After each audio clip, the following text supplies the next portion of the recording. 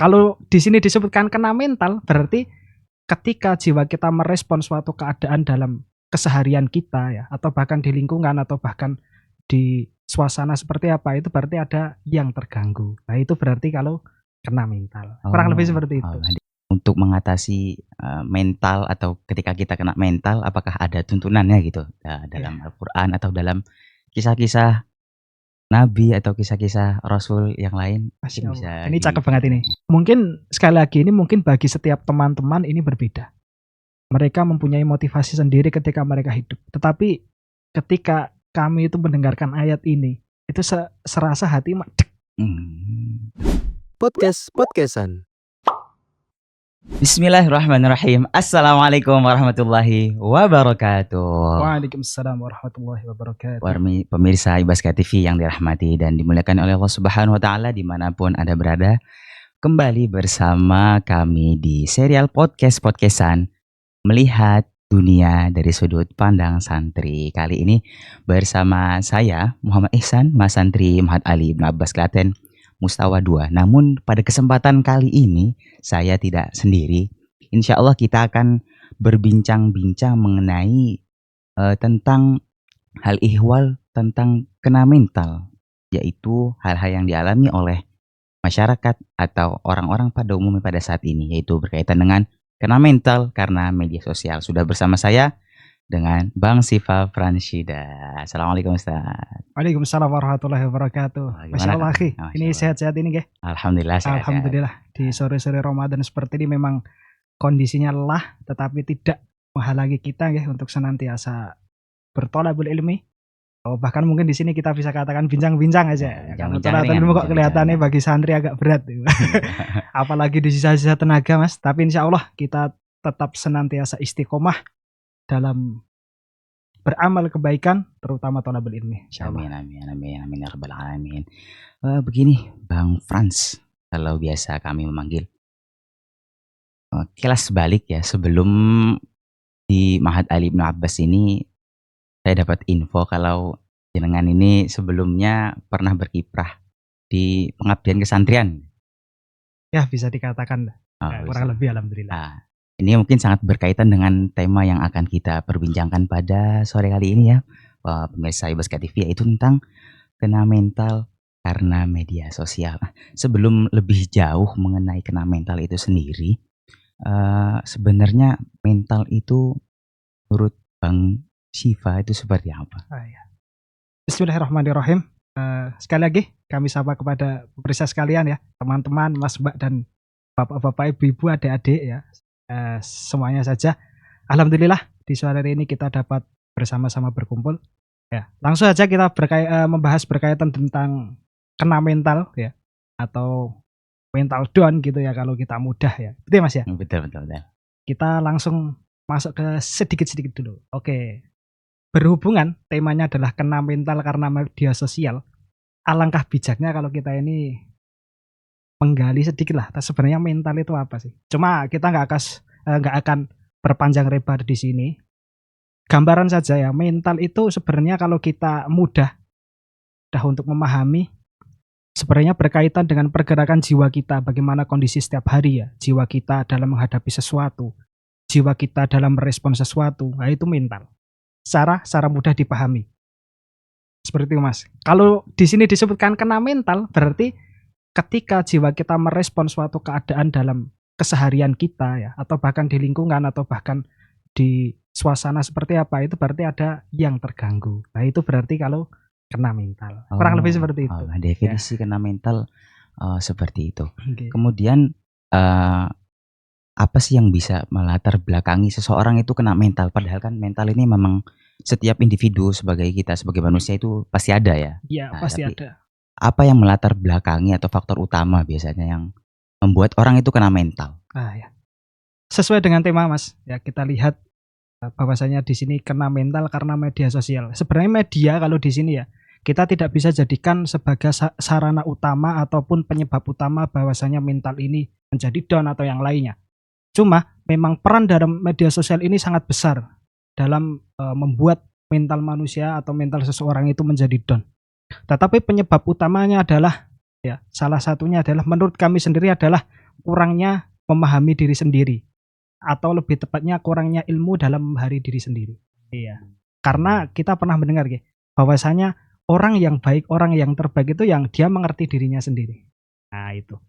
Nah, kenapa kok sampai ada kejadian kemudian mental ini bisa down, mental ini bisa menurun? Ya berarti kurangnya pemahaman kita.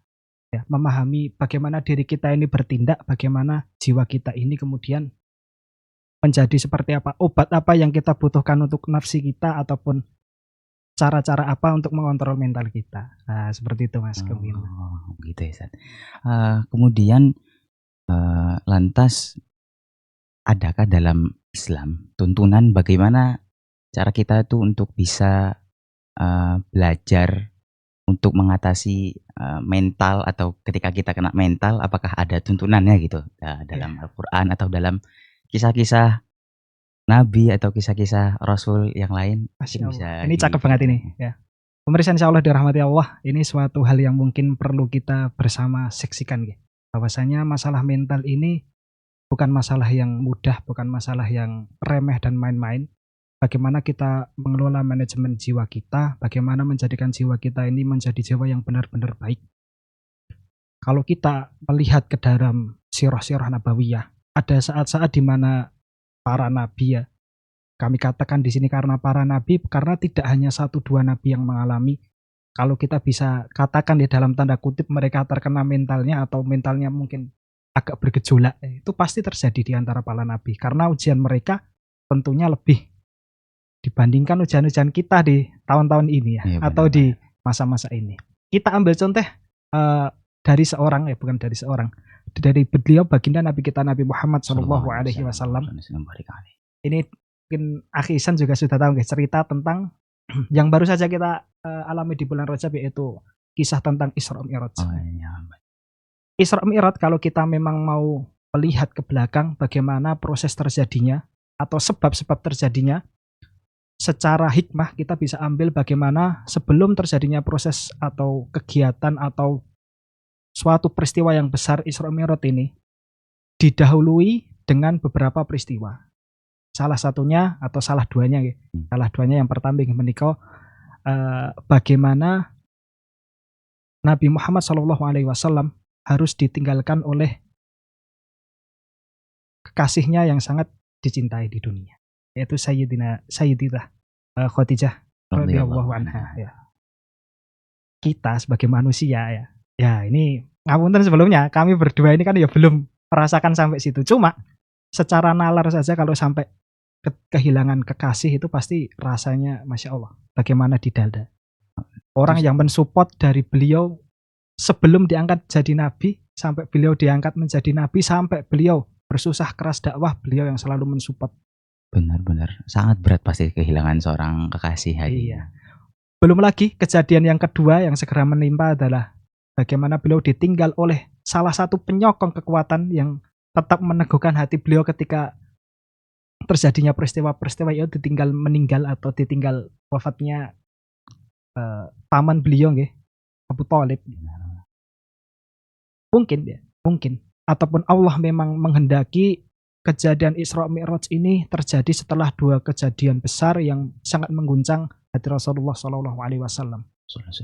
Tentunya kejadian ini kemudian para sejarawan, salah satunya bagaimana mereka itu mengambil ibrah terjadinya Isra Mi'raj, di samping dengan salah satu syariat yang sangat mulia, yang sampai-sampai Nabi Muhammad SAW harus dipanggil Allah sampai ke langit ke-7, juga adalah rihlah untuk menenangkan hati beliau.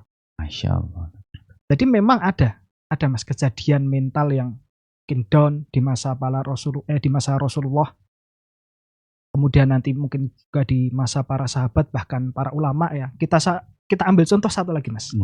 Contoh seorang anak kecil yang tidak tahu apa-apa, ya. Dalam artian tidak tahu apa-apa, kemudian orang tuanya meninggal. Beliau ini orang yang sangat pintar, ya. Tidak tahu apa tapi tidak tahu alasan kenapa kok tiba-tiba orang tua meninggal ya semisal. Walaupun mungkin kita kalau berpikir anak kecil umur 5 tahun orang tuanya meninggal ya.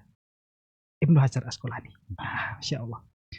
Baru semangatnya belajar Mas. Wah, kita itu kalau pas semangat belajar mak jegagi ya. Tiba-tiba kok dikabari orang tua kita meninggal. Bagaimana Mas? Ya Allah. Itu pasti rasanya tuh sangat berat, sedihnya Masya Allah. luar biasa. Tapi kita dalam kondisi sedang menuntut ilmu, sedang Iya. belajar, lagi semangat-semangatnya, Pak, sudah jatuh tertimpa tangga gitu Nah, mungkin itu ya, Mas ya. peribahasanya. Beliau kemudian ya Ibnu Hajar Al-Asqalani yang kita kenal ya, Masya Allah, Fathul Bari yang Ya. berjilid-jilid itu. Syarah Sahih Bukhari. Masya Allah. Nggih. Kemudian suatu ketika merasakan sangat sulitnya untuk belajar. Nah, beliau ini sulit belajar, mengadu ke gurunya. Ya, ini karena kenapa adanya terjadi peristiwa sulit belajar ini ya karena kehilangan sosok yang dicintai tadi. Akhirnya suatu ketika Allah berikan petunjuk ya, Allah berikan petunjuk, beliau pergi ke suatu daerah atau suatu gua. Nah, di situ beliau kemudian melihat tetesan air yang menetes kepada suatu batu ya. Kemudian ternyata batunya bisa bisa bolong ya atau bisa berbentuk bulatan-bulatan. Nah, ini beberapa contoh yang mungkin bisa kita ambil ibrah dari peristiwa-peristiwa para nabi ataupun juga para ulama, bahwasanya memang mental atau jiwa manusia itu memang dari dulu sudah ada yang bergejolak. Ya walaupun mungkin peristiwa sekarang lebih Mungkin lebih complicated, lebih banyak Iya. lagi ya. Masalahnya lebih kompleks dan bervariasi mungkin ya. Walaupun kalau kita ambil sudut pandang yang agak berbeda Mas Isan. Ya. Seperti ini. Kenapa kok kasus-kasus seperti ini lebih banyak diketahui dibandingkan zaman dahulu? Nah ini karena pengaruh media sosial. Pengaruh media sosial kemudian justru bisa kita katakan dengan adanya media sosial ini menimbulkan mental-mental yang lain melemah. Ini kan fenomena sekarang toh Mas? Benar. Masya Allah. Adanya insecurity, yaitu rasa kurang percaya diri yang sangat berlebihan. Kemudian biasanya yang mengalami ini anak-anak muda biasanya. Iya. Kayak FOMO, fear of missing out, kayak nggak mau ketinggalan. Timbul semacam rasa kekhawatiran pemirsa Basket TV. Jadi kalau misal kita punya kekhawatiran, punya rasa ketakutan, kayak kalau saya nggak mengikuti tren ini, saya bakal ketinggalan. Kalau saya nggak mengikuti tren ini, saya bakal dicap kuno atau bakal dicap nggak ketinggalan jalan. Nah ini nggak ketinggalan zaman. Inilah yang dewasa ini ya, banyak dari kita mungkin nggak cuma anak-anak muda, mungkin juga ya orang-orang dewasa ya. Iya Mas. Terus juga anak-anak mungkin masih remaja atau anak-anak yang usianya masih belia pun mengalami yang namanya ini, kena mental tadi ya, karena ya sehari-hari kita bersinggungan dengan media sosial, yang bahkan media sosial itu sendiri bahkan sekarang mungkin sudah menjadi kebutuhan ya. Iya, benar, di Mas. era Masya Allah. sekarang ini. Nah, tadi sudah dipaparkan sama Bang Syifa ini bagaimana kena mental itu, kemudian penyebabnya kenapa bisa terjadi karena kurangnya atau tidak kita mengenal diri kita pribadi. Kemudian juga kisah-kisahnya tadi sudah dipaparkan, bagaimana nabi atau utusan Allah sekalipun itu pun pernah yang mengalami yang namanya kena mental. Dalam artian di sini kena mental bukan beliau menjadi down karena ada omongan atau karena situasi, tapi lebih kepada ujian yang diberikan oleh Allah Subhanahu wa taala. Dan Allah Subhanahu wa taala juga telah memberikan gambaran kisahnya melalui ayat-ayat yang sangat indah, bahwasannya setiap ketika kita mengalami down, ketika kita kena mental gitu karena apapun, termasuk juga karena media sosial, itu solusinya sudah ada di Quran gitu Ustaz.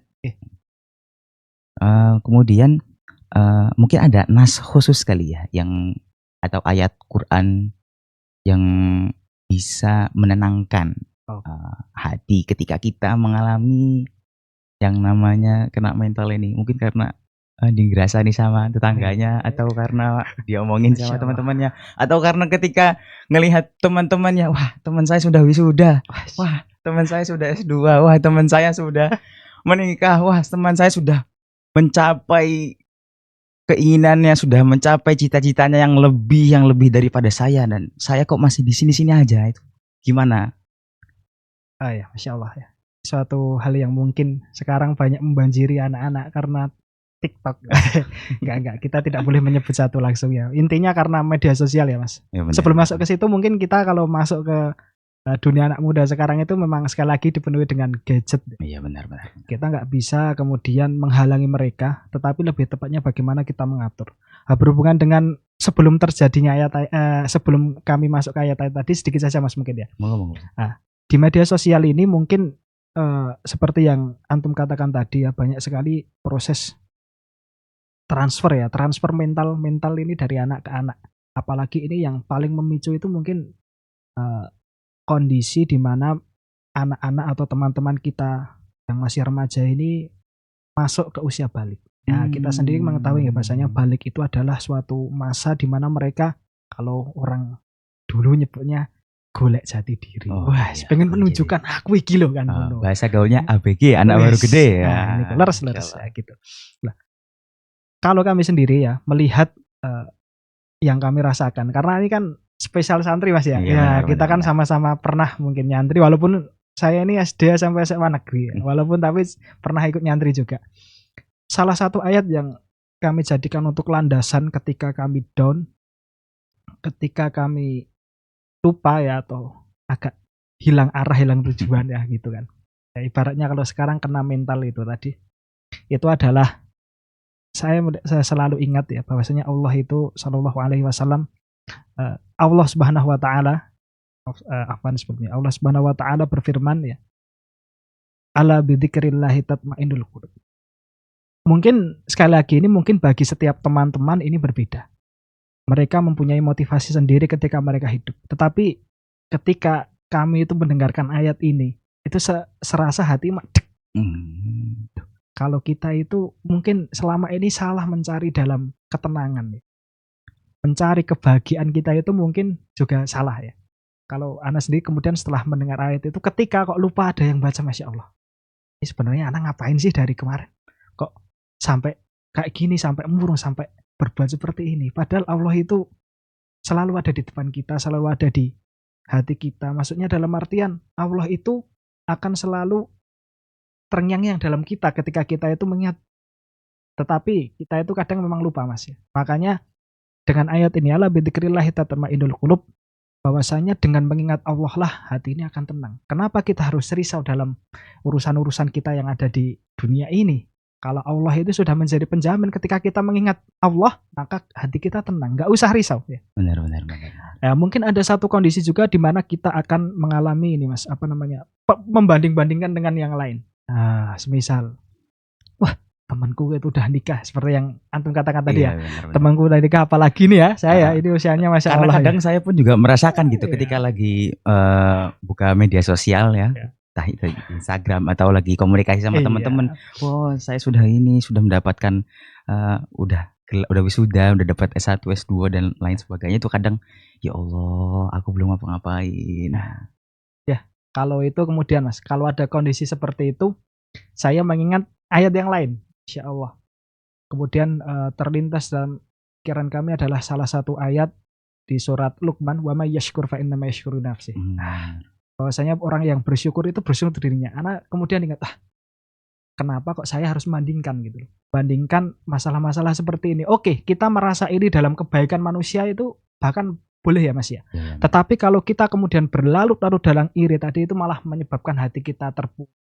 Tidak ada kemajuan, malah justru nanti membuat diri kita ini, ngapain toh kok kita itu malah ngapain kok kita itu berusaha sekeras ini padahal orang lain juga sudah ada yang sukses. Bukan, tapi ketika kita mengingat ayat tadi itu untuk mensyukuri. Apa tuh gunanya kamu ini berjalan sampai sekarang ini? Ya untuk mensyukuri nikmat Allah ya. Mensyukuri nikmat Allah itu adalah suatu hal yang wajib kita syukuri ya gitu. Kalau kita itu sudah bisa menjadikan diri kita ini ya, atau membuat diri kita ini bersyukur ya, entah itu dengan beramal soleh atau dengan yang lainnya, maka insya Allah mental ya yang tadi mengejar-ngejar kita, keinginan kita, ketakutan kita terhadap masa depan itu sudah terbantahkan. Karena apa? Dan hidupnya sudah jelas. Masya Allah. Untuk bersyukur, untuk beribadah, liyak budun ya di ayat yang. Masya Allah, tabarakallah. Mungkin karena bersyukur juga ya, karena kita bersyukur nanti Allah Subhanahu Wa Taala akan menambah nikmatnya. Mohon dikoreksi kan.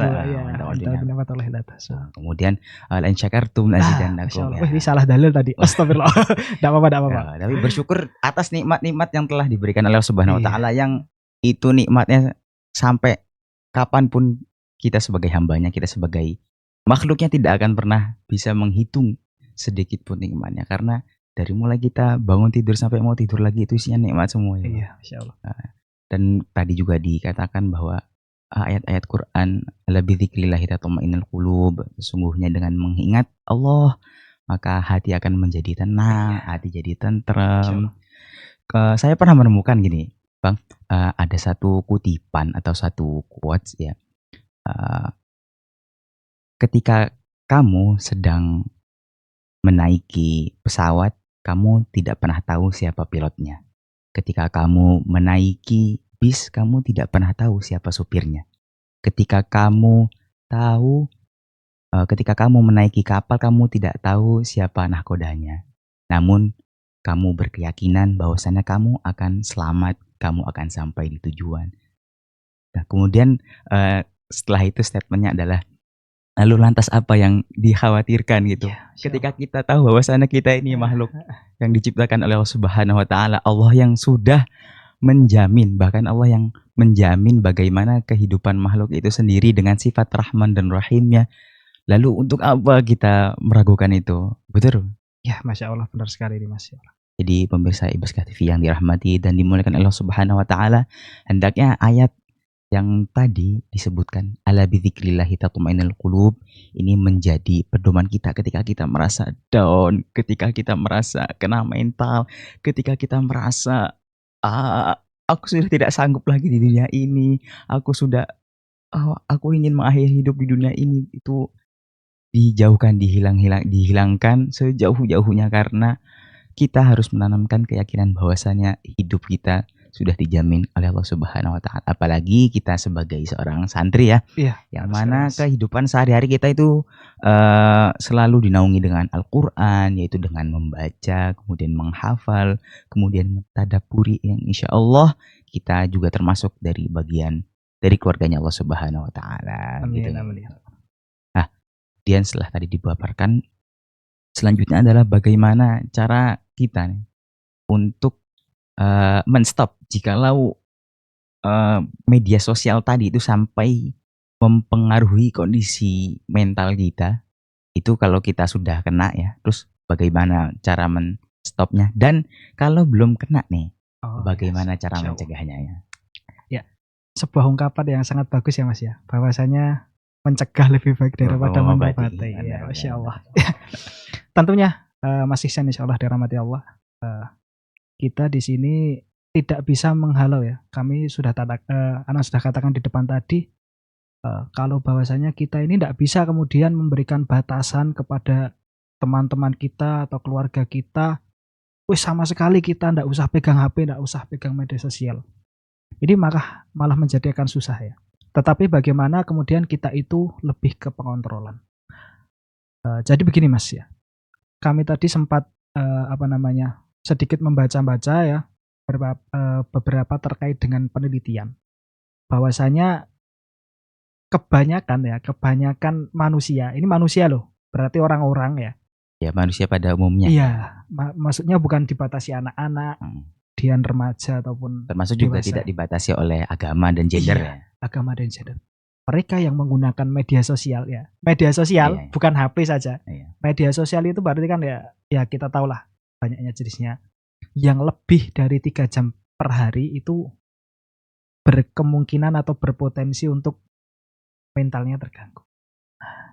Jadi memang salah satu cara yang disebutkan dalam penelitian tadi adalah yang pertama adalah pengurangan porsi dalam penggunaan media sosial. Pengurangan porsi jadi. Iya. Ini pertama dalam masalah pencegahan, yaitu bagaimana kita mengurangi porsi. Lah, di sini dari satu poin ini sebenarnya muncul beberapa poin lagi, Mas. Karena begini, Mas. Bagaimana kita mengendalikan media sosial yang ada di sekitar kita, itu tidak bisa kemudian kita langsung pengurangan tanpa ada kebijakan-kebijakan. Terutama tentunya di sini butuh koordinasi, kesinergian antara pertama ya. Kalau Anda ingat di buku Ta'lim Muta'alim itu teknik belajar atau bagaimana belajar itu bisa sukses itu terdiri dari 3, yaitu dari anaknya sendiri, kemudian dari orang tua, yang ketiga dari guru. Nah, kalau kita bisa apa ya, kita bisa lihat guru di sini itu mewakili suatu hal yang menaungi atau instansi. Nah, kalau kita merujuk kepada kasus ini ya, berarti yang memang harus mengatur jalannya media sosial ya, kita masukkan ke sini atau kita bisa simpulkan di sini adalah pertama tentang diri sendiri dulu. Pertama dari diri sendiri, Nah, dari sekali lagi kita ya, ya. diri kita itu bagaimana kita mencoba untuk mengurangi. Wah, pertama pasti berat. Karena sudah kebiasaan ya, habit kita itu main media sosial 4 jam, 5 jam. Wah, Dan nggak bisa langsung tiba-tiba iya. di stop, nggak pakai Waduh, sama nggak sekali. bisa. Itu Apa justru ya? malah nanti bakal nimbulin edik atau kecanduan yang Ah, lebih iya. ya. Apalagi nanti kalau udah biasanya scroll IG, aduh, ini dikurangi berat sekali kan gitu ya Mas ya. Iya benar. Gitu. Kalau teman-teman remaja biasanya masalah TikTok gitu Mas. Hmm, Video-video iya, suka iya, banget iya. ya. Nah, pertama memang dari diri kita sendiri dulu Mas. Bagaimana kita manajemen diri kita untuk mengurangi. Bagaimana triknya diri kita? Nah, triknya adalah bagaimana kita menyibukkan dengan hal yang lain. Karena gini Mas, kita tahu ya bahwasanya sebenarnya hidup kita 24 jam ini kalau kita gunakan ibadah itu nggak cukup sebenarnya. Cuma ya memang kadang kita itu pengennya sing liyah-liyah ya, santuy sih, santuy ngono. Kalau beberapa orang bilangnya yang penting happy ya Wah. gitu. Waduh. Kalau kita kan ya sebagai seorang muslim tentunya berbeda dengan orang-orang seperti itu. Maka alangkah bijaknya bagi diri kita pribadi, untuk kebaikan diri kita pribadi adalah bagaimana kita mengontrol waktu kita. Kita buat daftar schedule ya, harian ya, semisal jam segini main gadgetnya, jam segini ngaji, jam segini Insya Allah kalau kita rutinkan seperti itu ya, walaupun awal-awal berat Mas, itu nanti akan mempermudah bagaimana kita mengelola mental kita juga, karena berkaitan media sosial. Otomatis konten yang kita kita saksikan itu lebih sedikit. Nah, berkaitan dengan diri pribadi kita juga mencoba mengubah bagaimana yang kita konsumsi setiap harinya. Maksudnya konten-konten seperti apa toh? Ya, Masya Allah, kami dengar panjenengan ini kan termasuk yang sering melihat menggunakan media sosial tapi isinya webinar. Wah, Insya Allah. Sampai disebut, wah kalau Ihsan sudah main HP ini pasti webinar ini. Karena itu tadi ya, kalau saya menggunakan media sosial tuh sebenarnya awalnya untuk kita bagaimana untuk bisa mengupgrade nilai value kita gitu. Itu Mas ya. Makanya bagaimana diri kita ini menggunakan media sosial ini, kita ambil yang baik-baik dan kita kurangi yang buruk-buruknya. Lah, yang jadi problem mungkin diri pribadi tadi gini Mas. Kita pengennya kalau sudah bekerja suntuk, sudah ngaji, sudah belajar itu kan santai lah. Maka lihatnya konten-konten yang mungkin hiburan, yang lucu-lucu, yang bikin ketawa. Ya itu Mas. Padahal sekali lagi tiada kehangatan, tiada ketenangan hakiki kalau hanya sekedar seperti itu. Ketenangan hakiki gimana? Ya tadi, ala bidzikrillah. Maka ketenangan hakiki ya, kita lelah, ingat Allah, dzikir subhanallah walhamdulillah, itu tenang. Bagaimana kita lelah kerja ya, kita berkumpul dengan keluarga, bersantai, bergembira, kemudian dzikir bareng-bareng, yuk ngaji yuk, dengarkan Al-Quran, kajian yuk, itu akan membuat lebih tenang. Dan itulah ketenangan hakiki. Insyaallah. Itu poin pertama tadi ya, dari diri sendiri. Yang kedua kalau kita kepada kitab tadi, yaitu peran orang tua. Orang tua di sini kita ibaratkan lingkungan keluarga ya. Bagaimana seorang bapak dan ibu atau mungkin kakek nenek itu kontrol anak-anak mereka. Karena ngapunten nggih, kami dapati beberapa orang tua. Jadi saya tidak menggurui ya, karena saya juga belum jadi orang tua. Belum jadi orang tua, tapi kan melihat fenomena yang ada mungkin. Iya, karena tadi anak pernah salah satu dulu masuk di salah satu lembaga di mana ditugaskan di bagian, mungkin bukan pesantren ya, bantu pesantren lah. Dan itu melihat fenomena atau bahkan ketika kami di masyarakat, orang tua itu sengaja memberikan gadget ataupun media sosial, TikTok, video, YouTube dan sebagainya ini untuk menenangkan mereka. Oh iya, misalnya anaknya atau cucunya lagi rewel, lagi nangis, nah ini nonton YouTube biar diem. Ini kan berbeda dengan orang tua dahulu, ngapunten ya. Dari bapak kami ataupun ibu bapak dulu kalau ngengkel sedikit atau berisik itu ya ditok nih. Nanti nanti juga diam sendiri. Atau bahkan kadang kalau nggak seperti itu, modelnya dibawa ke ke suatu tempat ya, jalan-jalan. Jadi metodologi yang digunakan orang tua zaman dahulu dan sekarang mungkin agak berbeda. Walaupun ini loh Mas, itu masih bagian saja. Enggak semua ya. Takutnya nanti dikira semua, waduh. Enggak. Ini enggak bisa dibukul rata ya, tapi ada bisa, sebagian. Maka bagi para Bapak Ibu atau orang tua, pentingnya bagaimana panjenengan atau kita ya nanti akan menjadi orang tua, mas-mas, mbak-mbak, teman-teman sekalian itu belajar juga, belajar dari diri kita mengontrol penggunaan media sosial. Karena apa? Kalau kita sendiri nggak bisa ngontrol, otomatis nanti anak-anak kita atau keturunan kita juga susah kita kontrol. Maka Ya benar, Mas. mari dari sekarang kita berusaha untuk bagaimana mengontrol media sosial ini. Nah, kalau kita sedikit belajar tentang internet kan panjenengan nanti akan tahu. Tahu ya masih ada yang Iya. namanya sistem pengontrolan anak. Iya Itu benar, sesuai usia biasanya ya. itu yang mungkin sekarang itu tidak dilakukan. Walaupun sudah ada fiturnya. Nah, ini sekedar membantu saja sih, walaupun kalau kita lihat ke depannya lagi ya, yaitu kalau penggunaan seperti itu ya karena sekarang kan HP-nya apa namanya jadi satu kadang, jadi nggak dibatasi lah. Itu mungkin hal minusnya yang terjadi di lingkungan kita. Ya, mungkin untuk terkait poin yang kedua ini kita pun mengalami bersama kali ya Mas ya. Ketika kita sedang setoran hafalan ya, muhafid kita yaitu Ustaz Hafid Muhammad Hafid Qaimunida Hafizahullah Ta'ala itu pernah dalam suatu kondisi beliau membawa anaknya karena pada saat itu anaknya di rumah sedang rewel atau sedang masa pemulihan karena habis sakit gitu, dan anaknya ini nggak bisa ditinggal oleh ayahnya, itu beliau. Nah, Pengen ikut terus ya.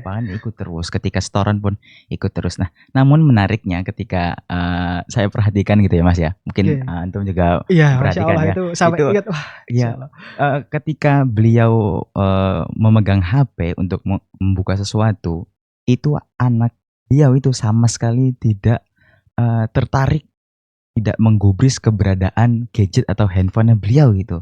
Padahal kan yang kita tahu ya generasi Gen Alpha kalau bahasa sekarang ya itu sangat amat erat kaitannya dengan teknologi, dengan gadget, dengan HP.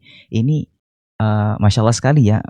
Ternyata masih ada kisah, masih ada teladan yang kita bisa lihat langsung kalau sebenarnya tuh anak ataupun siapapun termasuk diri kita, terutama ya anak kecil tadi ya, itu tidak akan yang namanya mengikuti atau tidak akan melihat gadget kalau misal orang tuanya itu bisa menanamkan nilai-nilai kebaikan tentang gadget itu tadi. Ketika beliau membuka untuk membalas pesan WA, itu anaknya sama sekali nggak tertarik untuk melihat sedikit pun itu.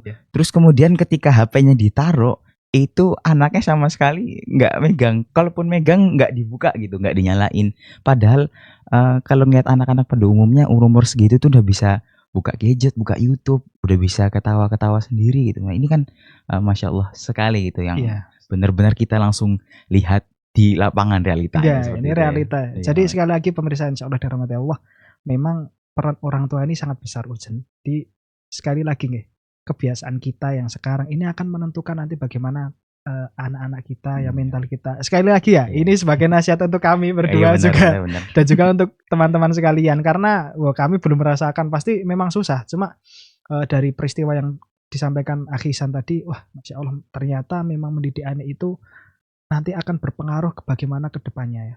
Termasuk sekali lagi yang berhubungan dengan tema kita ini nanti. Kalau kita tidak berhati-hati, tidak membiasakan anak-anak kita untuk dekat dengan selain HP, itu nanti resikonya mereka akan mudah terpengaruh atau mentalnya akan down ketika mereka salah dalam membuka media sosial dan yang lainnya. Benar-benar. Insya Allah itu poin yang kedua Mas ya. Oke, yang ketiga. Oke, kita masuk poin yang ketiga, yaitu peran seorang guru. Ini sudah disinggung tadi peran. Contohnya Ustaz Hafid. Masya Allah. Nah, itu. Nah, tapi kami tadi kemudian menjabarkan bahwasanya guru di sini adalah suatu instansi ataupun suatu lembaga yang berhubungan dengan poin yang dituju. Kalau kita berbicara tentang media sosial, tentunya ini adalah suatu hal yang ruang lingkupnya besar ya. Kalau kita bisa katakan ruang lingkupnya ini negara atau bahkan internasional. Walaupun tadi ketika kita melihat di dalam gadget itu ada beberapa fitur ya, itu adalah kepedulian sebenarnya dari penyedia layanan tersebut, bagaimana agar anak-anak itu tidak terjangkit. Nah, tetapi di sini memang kami juga tentunya ya melihat bagaimana peraturan mungkin di daerah kita atau di lingkungan kita ini belum terlalu ketat di masalah ini ya. Mungkin nanti kami berharap kepada para pemangku-pemangku ini untuk bisa memberikan aturan yang jelas. Karena Masya Allah kami kemarin itu sempat melihat Mas, ada perbedaan ini isi konten Mas. Nah, kalau kita lihat isi konten suatu media tik ya dengan di negara kita dengan di negara yang lain itu berbeda. Itu tentunya berlaku hukum algoritma ya. Bagaimana media ini ketika di negara kita isinya ya satber Mas, astagfirullah. Iya, tetapi ketika di negara-negara lain isinya itu tentang ilmu pengetahuan. Walaupun mungkin bisa kita nilai dari dua sisi. Yang pertama kebiasaan kita, kemudian algoritma mengikuti itu. Tapi di sisi lain di sini ada peran andil dari lembaga. Lembaga itu kita katakan di sini adalah pemerintah ya. Jadi memang tidak bisa kita hanya dua faktor ini Mas. Sekarang anak dibatasi oke. Orang tua dibatasi oke. Tapi ketika mereka nanti keluar ya, semisal jagungan dengan temannya ini nggak dibatasi oleh pribadi atau orang tuanya, maka akan terkena. Maka yang paling bisa memang pemerintah nanti juga akan membuat kebijakan ya Mas. Semoga nanti kedepannya negara kita ini lebih banyak konten-konten yang bermanfaat bagi kita semua. Insyaallah. Amin ya rabbal alamin. Jadi bagaimana cara kita supaya nggak kena mental tadi ya? Pertama itu dari diri kita sendiri, dari diri kita yang merubah, diri kita yang memanage waktu keseharian kita gimana, di schedule-nya gimana, dari bangun tidur sampai mau tidur tuh jelas mau ngapain aja. Dan penggunaan media sosial ini bukan langsung dibatasi, diputus sama sekali, tapi lebih di pengurangan itu. Betul Mas. Karena ya tadi sekali lagi kalau kita batasi berlangsung itu nanti malah kita seakan-akan suatu saat ya. Ini apunten ini beberapa kasus di pondok kan juga gitu ya Mas. Iya benar. Kalau pembatasan nggak boleh pegang HP, nggak boleh gini. Akhirnya ketika mereka keluar atau dalam artian liburan, itu full main HP. Benar. Ataupun juga nanti ketika mereka nanti selesai mondok full lah itu. Ya, dalam artian mungkin memang perlu dikenalkan bagaimana penggunaan yang baik. Karena kami lihat juga ada beberapa yang anak-anak ini yang menggunakannya Masya Allah bijak ya, kayak antum webinar semisal. Kemudian mereka yang menggunakan kayak ada beberapa teman kita yang mereka ngaji kitab ya, YouTube Masya Allah kan gitu. Itu kan memang alhamdulillah kalau diri manusia itu sudah bisa mengontrol. Tapi kalau tidak bisa kan memang lebih baik ada pengarahan, entah itu dari orang tua ataupun dari lembaga. Kalau kita mungkin memberikan pengarahan. Nah, termasuk Ibaskat TV ini salah satu juga usaha yang dilakukan oleh Pondok Ibnu Abbas untuk memberikan konten-konten yang bermanfaat. Benar, Masya Allah, ya. Dan juga sebagai media untuk aspirasi ya, aspirasi media untuk bisa menyalurkan pendapat, menyalurkan hobi, kemudian bisa ya dan hal-hal kebaikan yang lain. Insya Allah. Yang pertama tadi kalau boleh saya simpulkan, yang pertama adalah dari diri kita ya. Kemudian yang kedua adalah peran dari orang tua yang sangat penting ya, sangat dibutuhkan, yaitu untuk melakukan bukan pembatasan sekali lagi, tapi lebih kepada pengawasan, pengontrolan itu tadi ya, supaya hal-hal yang dilihat oleh anak-anak kita, oleh generasi-generasi penerus kita itu bisa terkontrol. Kemudian setiap yang dilihat itu menjadi nilai-nilai kebaikan dan juga menjadi tambahan wawasan yang baru. Kemudian yang ketiga tadi itu adalah peran dari instansi, lembaga, atau dalam hal ini pemerintah ya, aparat yang memegang kekuasaan yang bisa menandatangani. Silakan ya, ini ada peraturan bahwasana penggunaan media sosial begini. Itu yang akan bisa membuat yang tadi yang sudah kita bahas tadi, membuat bagaimana kita agar tidak kena mental karena media sosial, karena pemerintah sendiri atau pejabat sendiri sudah memberikan atau membuat regulasi yang mana ketika pemerintah atau pejabat ulil amri ya sudah memberikan peraturan, sudah ketok palu, sudah tanda tangan, nah itu lebih efektif biasanya untuk yang ada di bawahnya termasuk masyarakat untuk bisa menaatinya. Ya.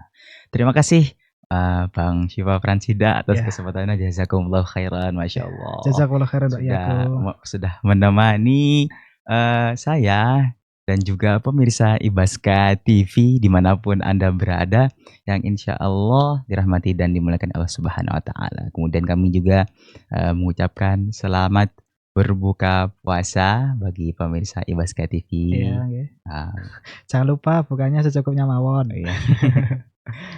Berbuka dengan yang ada, karena yang manis belum tentu ada. Iya, ikut Masya Allah. Heeh. Mungkin sebagai penutup, saya ingin berpantun terlebih dahulu boleh? Bang? Monggo. Sakit gigi ada obatnya, sakit hati lama sembuhnya. Masya Allah. Terima kasih pemirsa Ibaska, ketemu kembali di lain kesempatan. Agak kurangin sebenarnya dimana Wah, nih, nggak apa-apa karena nanti ya. Nggak apa-apa Mas ya. ubur-ubur ikan lele. Iya, jangan. Jangan, nggak boleh ya. Iya, Terima iya. kasih atas kesempatannya. Semoga apa yang telah kita perbincangkan, apa yang telah kita sajikan ini bisa menambah wawasan, kemudian juga bisa saling memberikan inspirasi wa tawassaw bil haq wa tawassaw bis sabr. Terima Amin. kasih. Wassalamualaikum warahmatullahi wabarakatuh. Waalaikumsalam warahmatullahi wabarakatuh.